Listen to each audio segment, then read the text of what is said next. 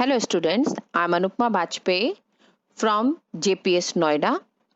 Today, I will be discussing with you a new chapter of Indian Economic Development, Chapter 3, Agriculture. Agriculture is the backbone of our economy.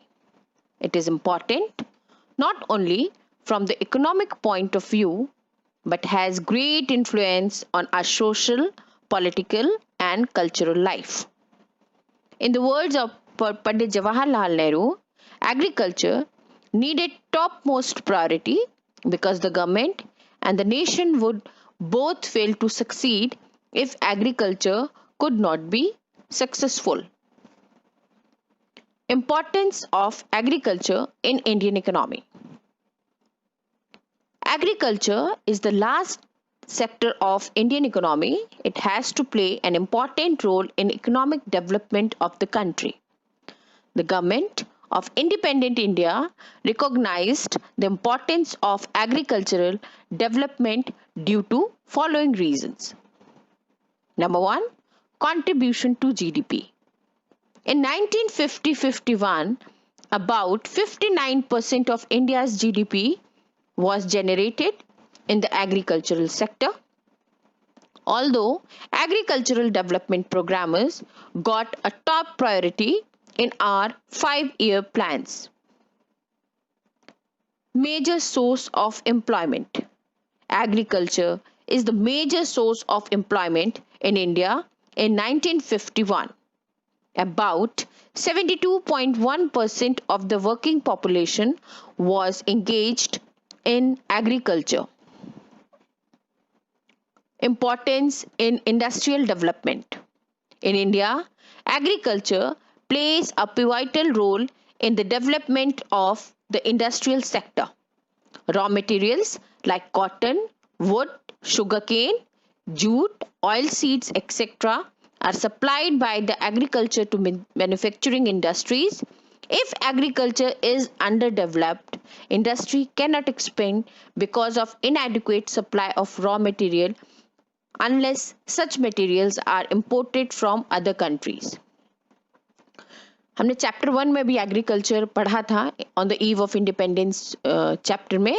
उसमें भी agriculture sector की importance सबसे ज़्यादा थी और हमारी country की डिपेंडेंस एग्रीकल्चर पे सबसे ज़्यादा उस समय भी थी. और एग्रीकल्चर ही सारी इंडस्ट्रीज की, चाहे वो प्राइमरी सेक्टर हो चाहे वो सेकेंडरी सेक्टर हो, सबके लिए सबसे नीडफुल एग्रीकल्चर ही होता है, क्योंकि हमारी इंडस्ट्रीज भी बेस्ड होती हैं केवल एग्रीकल्चर पे, क्योंकि उनको रॉ मटेरियल उसी से अवेलेबल होता है. अगर एग्रीकल्चर किसी भी कंट्री का कमजोर होता है या वीक होता है तो वो कंट्री की जीडीपी ग्रोथ रेट भी उससे अफेक्टेड होती है. नेक्स्ट है supply of food and fodder. Food grains such as wheat, rice, pulses, maize, bajra, oilseeds, etc. are the necessities of life.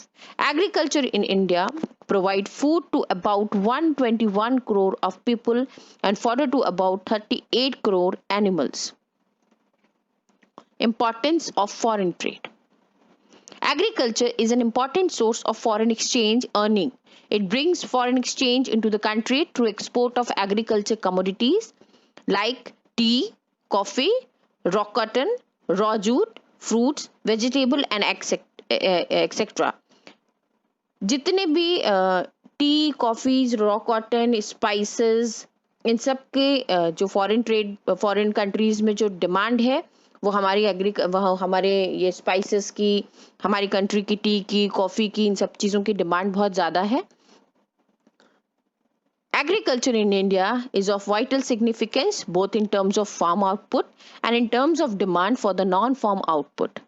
Any slowdown in the agriculture sector leads to slowdown in the industrial sector. As a result, GDP growth rate is adversely affected. अगर किसी भी country की, जैसे मैंने आपको बताया कि अगर किसी भी कंट्री में एग्रीकल्चर सेक्टर स्ट्रांग होता है तो उस कंट्री का इंडस्ट्रियल सेक्टर भी उतना ही ज़्यादा स्ट्रांग होता है. और अगर इंडस्ट्रियल सेक्टर और एग्रीकल्चर सेक्टर यानी प्राइमरी और सेकेंडरी सेक्टर स्ट्रांग होंगे तो उस कंट्री की जीडीपी ग्रोथ रेट उतनी ही ज़्यादा अच्छी होगी. Features of Indian agriculture. Agriculture remains the most important sector of the Indian economy. whether it be the pre-independence or the post-independence period. The special feature of the agriculture sector is our share of agriculture in employment and GDP. The share of agriculture has been falling in the country's gross domestic product. Agriculture accounted for 59% of GDP in 1951, now decreased to just 17% of GDP. But from the livelihood point of view, the portion of the population depending on agriculture decreased from 72% in 1951 to 65% in 1990, and then further decreased to 42.7% in 2016. It means 42.7% of the population lives with only 17% of the total income of the country. Single largest sector. Agriculture is the biggest sector from the livelihood point of view. It is also the biggest private sector. It is the only occupation which carries no burden of individual income tax. Third point is unorganized sector. This is the biggest unorganized sector of the economic also. It accounts for more than 90% share in the total unorganized labor. Next point is fluctuations in agricultural output. Another notable feature of the Indian agriculture is that total agricultural output is subjected to be wide fluctuation. Dependence of our agriculture on monsoon has been the major factor behind these fluctuations. Even today, 16% of the net cropped area continues to depend on rainfall. Therefore, agriculture operations in India are still considered as the gamble of monsoon, as nature plays a major role in determining the level of agricultural product. Disguised and seasonal unemployment. Still, another important feature of Indian agriculture is the prevalence of widespread disguised and seasonal unemployment in the agriculture sector. Because of the seasonal nature of agriculture activities, a large number of farmers do not get employment for 3 to 4 months in a year. Similarly, a number of farmers through working on the field do not make any additional contribution to production. This kind of unemployment is called the disguised unemployment. Last point is low level of productivity. An unfortunate feature of Indian agriculture is the very low level of its productivity. In India's agriculture sector, we find that both per hectare productivity and the per worker productivity are much below the level of developed countries. Now, we are going to discuss the problems of Indian agriculture. First point is heavy dependence on agriculture. In India, agriculture provides livelihoods to the large section of the people. There has not been any significant migration of population from agriculture to non-agricultural occupation. Thus, our agriculture is overcrowded. As a result, the average size of holdings in India is continuously decreasing. The portion of the country's GDP contributed by agriculture declined considerably. It declined from 59% to 35% in 1991. Dependence on monsoon. Nature still dominates agriculture in this country. It is said to be a gamble of monsoon. Currently, only 40% of the 63 million hectare or net cropped area has permanent irrigation facilities. It means India में अभी भी irrigation की proper facilities available नहीं है. अभी भी हम पूरी तरीके से मानसून पे ही डिपेंड हैं.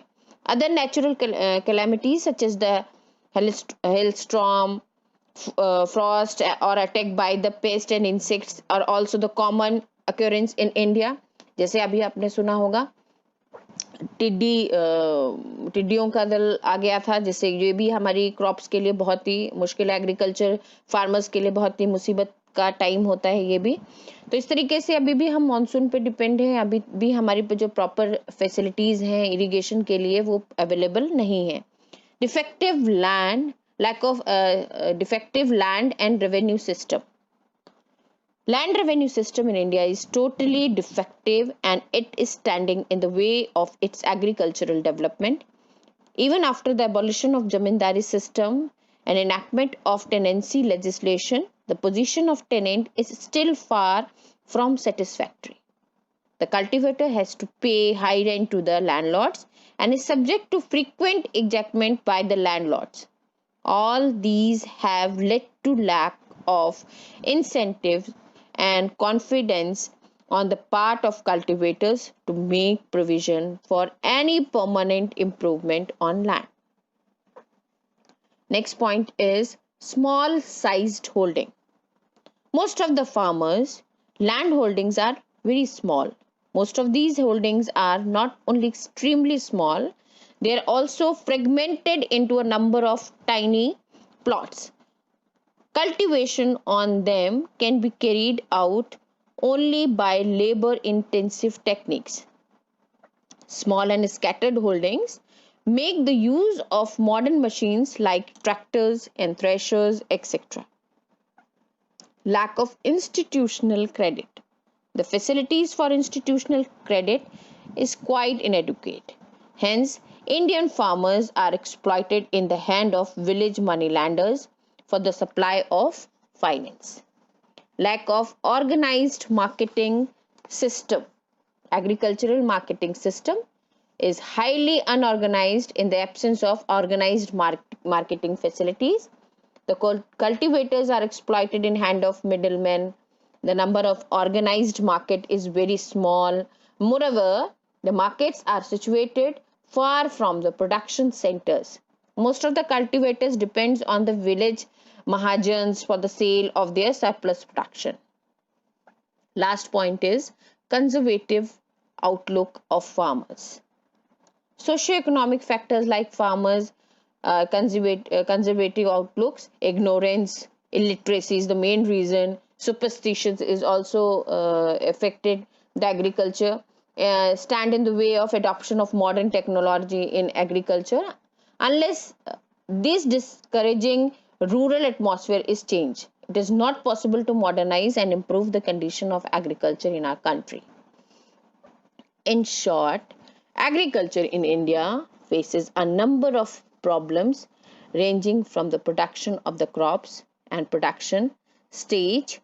Modern inputs are not properly used, as a result of which level of productivity remains low. At marketing stage, majority of small farmers fail to get a remunerative price for their crops because of the lack of organized marketing system.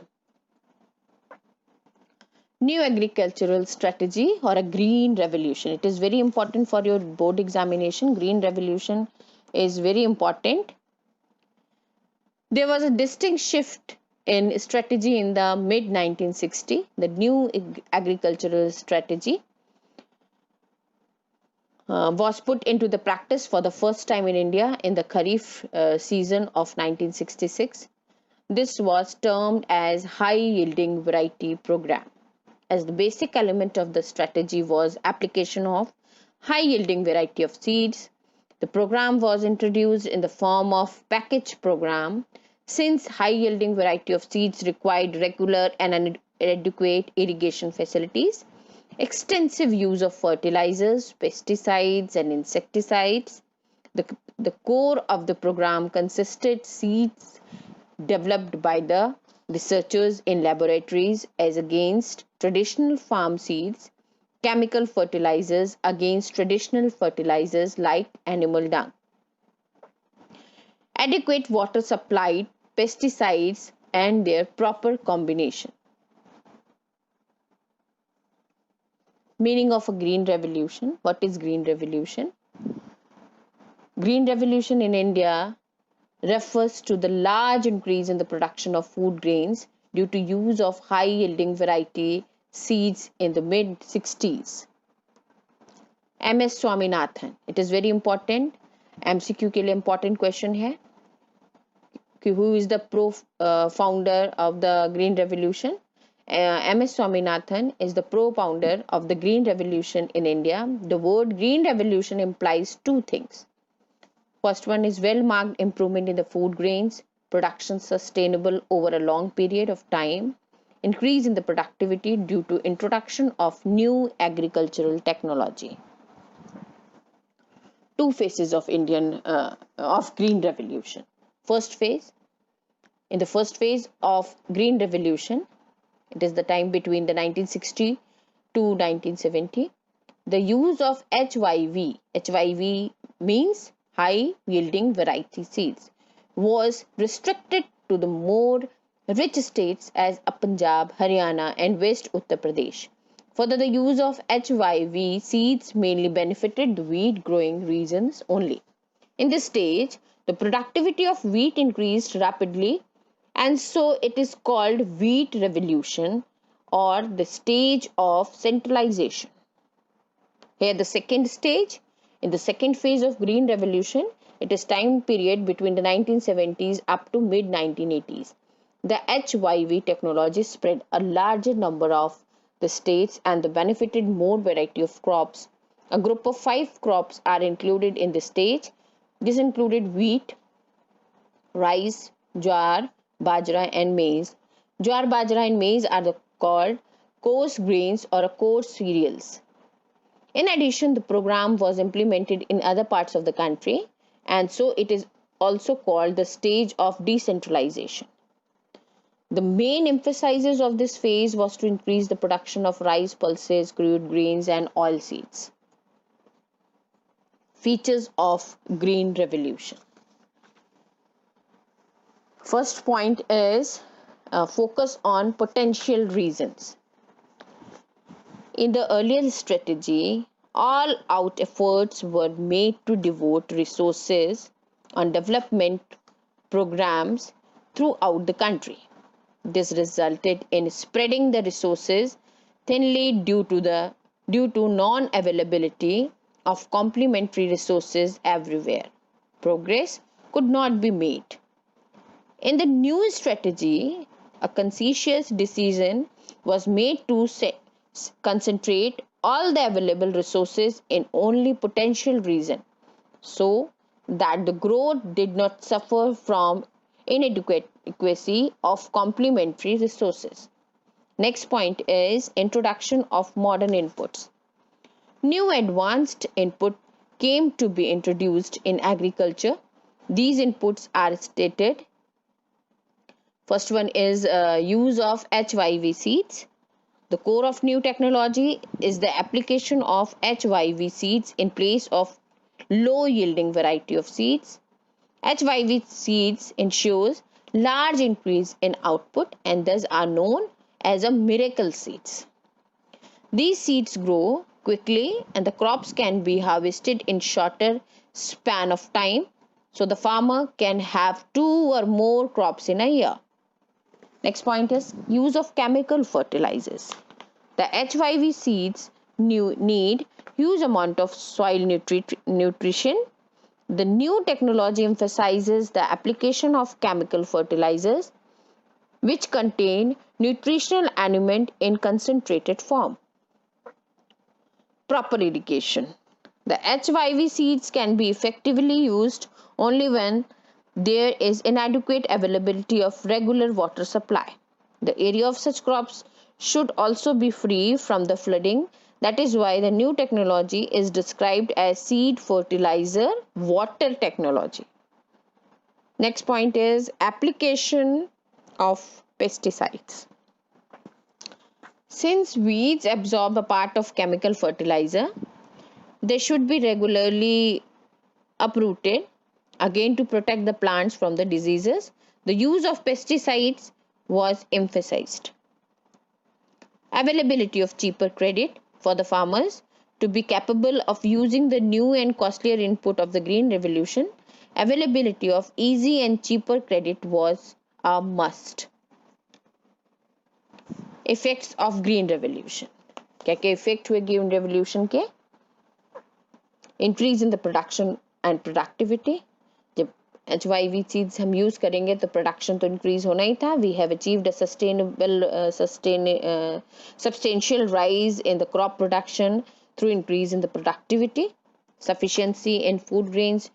The spread of green revolution technology enabled India to achieve self-sufficiency in food grains.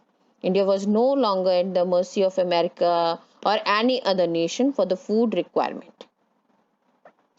Next point is attaining marketable surplus. Green revolution resulted in marketable surplus. Marketable surplus, it refers to that part of the agriculture produce which is sold in the market by the farmers after meeting their own consumption requirement. A good portion of rice and wheat produced during the Green Revolution period was sold by the farmers in the market. Benefit to low income groups. A large portion of the food grains was sold by the farmers in the market. Their prices declined relative to other items of the consumption. The low income groups who spend a large percentage of their income on food benefited from this decline in relative price. Next point is increase in employment opportunities.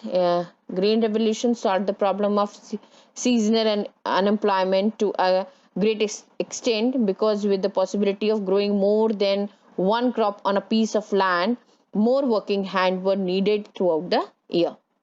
Last point is change in farmers' outlook. Commercialization of crops has brought a change in the farmers' outlook. Farmers is no longer regarded merely as a source of subsistence. Now it is taken as a profitable occupation. This has encouraged them to gradually shift from subsistence farming to commercial farming. Last में discuss करेंगे हम limitations of the green revolution. सबसे पहला point इसमें है limited crops. 5 crops पे ही हुआ. The effect of the green revolution is primarily felt on the food grains, although all the food grains including wheat, rice, jowar, bajra and maize have gained from the green revolution. It is wheat which was benefited the most. It has wasted area from core cereals, pulses and oilseeds. The HYV seeds in later crops have either not been developed so far at all, or they are not good enough for farmers to adopt them. Confined to limited area. Green revolution has remained restricted only few states like Punjab, Haryana, Western UP, Maharashtra and Tamil Nadu. Other states like Eastern UP, Bihar, Madhya Pradesh and Odisha remain unaffected. Economic divide. The gap between the rich and poor farmers has increased. Green revolution relies on the use of costly input like fertilizers, intensive irrigation and HYV seeds. Through these inputs have been subsidized by the government. Poor farmers are unable to use them. Next point is ecological degradation. Green revolution had ecological effect to increase in the saltiness, alkalinity of the soil, soil erosion, problem of waterlogging, lowering of groundwater level, soil pollution, loss in soil fertility and loss in biodiversity. Last point is unemployment. Except in the state of Punjab and Haryana, Green Revolution has created widespread unemployment in rural areas. The worst hit are poor and the landless laborers. Need and second green revolution. According to the 12th five-year plan, a second green revolution is urgently needed to raise the growth rate of agricultural GDP to around 4%. Achieving minimum agricultural growth prerequisite for the inclusive growth, reduction of poverty levels, development of the rural economy and raising farm income. Thank you.